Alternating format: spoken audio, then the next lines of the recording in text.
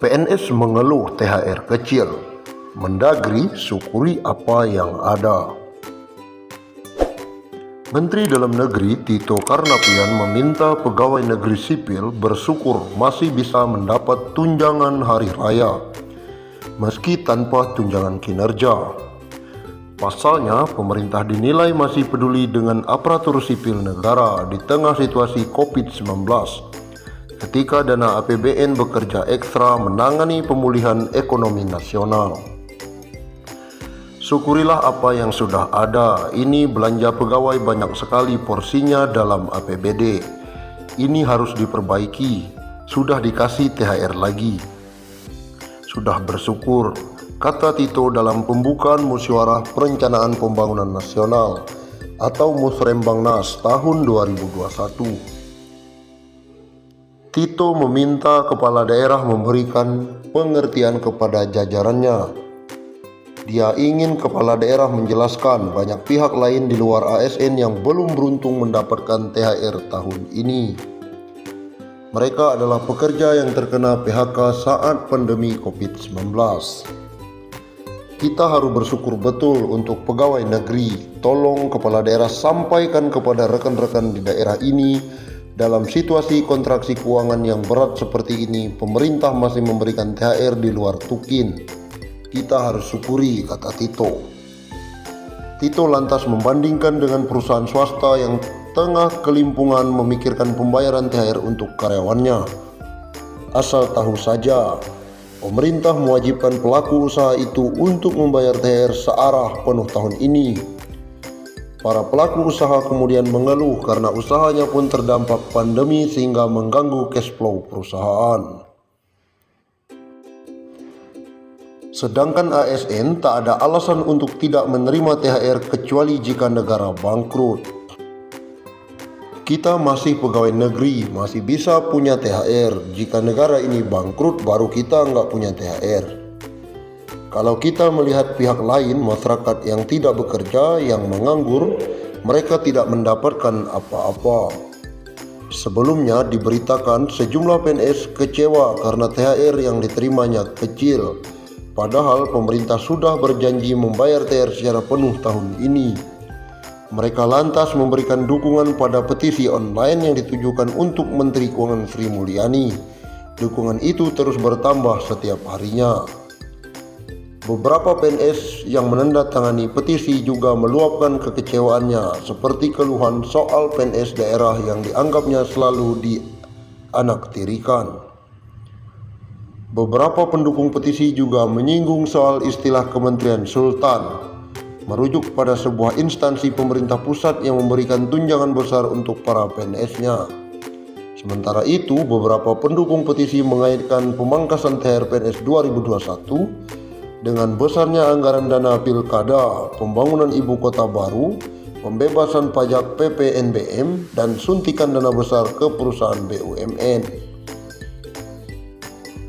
Menteri Keuangan atau Menkyu Sri Mulyani Indrawati memastikan tunjangan hari raya bagi pegawai negeri sipil TNI Polri akan mulai dibagikan pada H-10 hingga H-5 Lebaran tahun 2021. Untuk pencairan THR PNS 2021 dan para abdi negara lainnya tersebut, negara mengalokasikan dana sebesar 30,6 triliun yang terdiri atas THR PNS instansi pusat dan PNS di pemerintah daerah.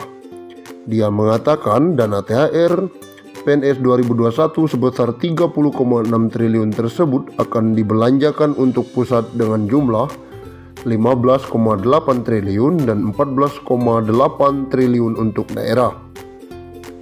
THR PNS 2021 terdiri atas gaji pokok, tunjangan keluarga, tunjangan pangan dalam bentuk uang, dan tunjangan jabatan atau tunjangan umum sesuai jabatan.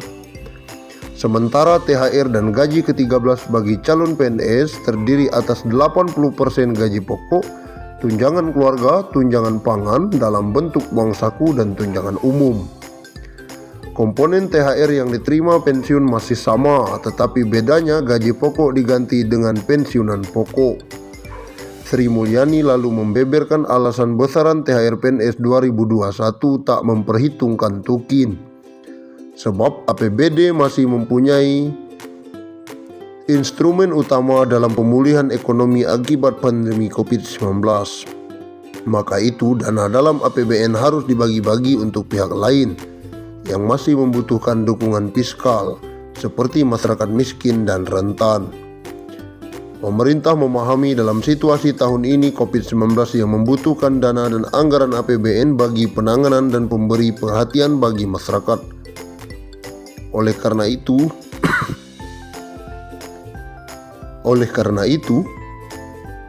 tahun 2021 pemerintah memutuskan pemberian THR dilakukan seperti pada tahun 2020 dalam bentuk gaji pokok dan tunjangan melekat, kata Sri Mulyani. Wanita yang akrab disapa Ani ini mengakui ada beberapa pos pengeluaran yang harus didanai APBN, meski sebelumnya pos pengeluaran itu tidak ada dalam anggaran.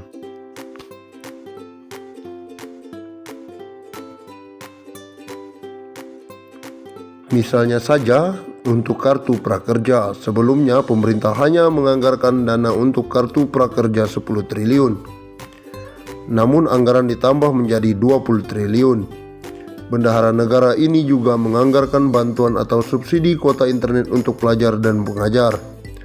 Lalu bantuan langsung tunai seperti bantuan produktif usaha mikro dan imbal jasa penjaminan UMKM. Oleh karena itu memang beberapa pos dilakukan refocusing.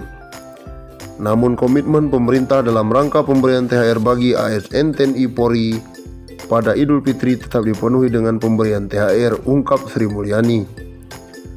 Tercatat, pemerintah menganggarkan dana 699,43 triliun dalam program pemulihan ekonomi nasional.